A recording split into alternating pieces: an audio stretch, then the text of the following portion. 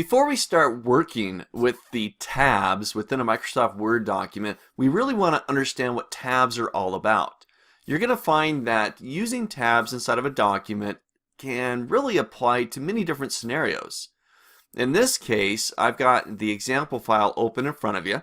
It comes with this lecture. You can download it and follow along with me. It's called 10wordtabs.docx. It's a Microsoft Word document. And in this example, I've created a little contacts list. And this is just one scenario where you could use these Microsoft Word tabs. But the idea of a tab is to allow consistency throughout the layout of your document or throughout a small portion of your document, such as this little contact list right here. And what I mean by consistency in the layout, this list has two columns. It's got a name column and it's got an email column. Now, in order for me to create this, I've got really a couple different routes that I can take. I could jump down, type in Joe, and then hit my space bar a bunch of times on my keyboard to get the space that I need between the name column and the email column. And then I'd drop down to the next row, type in Brent, and then I'd hit my space bar a bunch of times, 1, 2, 3, 4, 5, 6, 7. You ever do that before? To be able to create a bunch of space to get to the next column.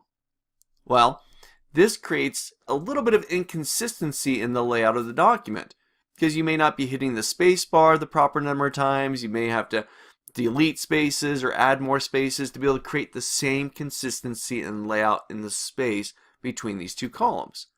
Well, tabs fix this problem. Now, by creating what we call tab stops, I use my tab key on my keyboard. That's why they're called tab stops. You use your tab key. I tap the tab key once, and it jumps to a predetermined location inside the document. In this case, it moves me all the way from the name column to the beginning of the email column. And it's nice and clean, a nice clean straight line right there inside that column. And I can keep creating additional columns here.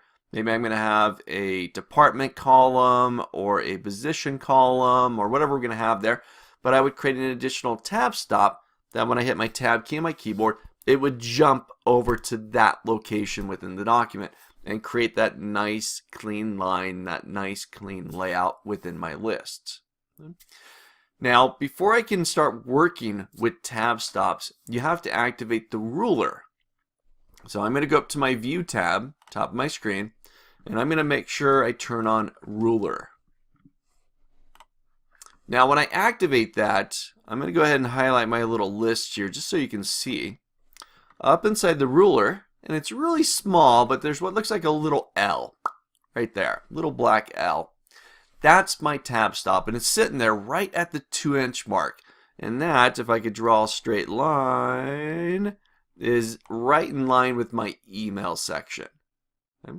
So now every time I hit my tab key, it jumps me right to that 2-inch mark. Right to that 2-inch mark. No matter how big the first name is here, I could drop down a line. Here is another name. Now that's much larger. But when I hit my tab key, it takes me right to that spot, that 2-inch marker right there. So this is what I'm going to have you experiment with, and we're going to talk all about this. We'll see how to create tab stops, how to place them up inside your ruler, how to then utilize them to create that layout within your list or within your document somewhere within there. And we'll see how to manipulate your tab stops and see different types of tab stops as well. So jump to the next video and let's try this out.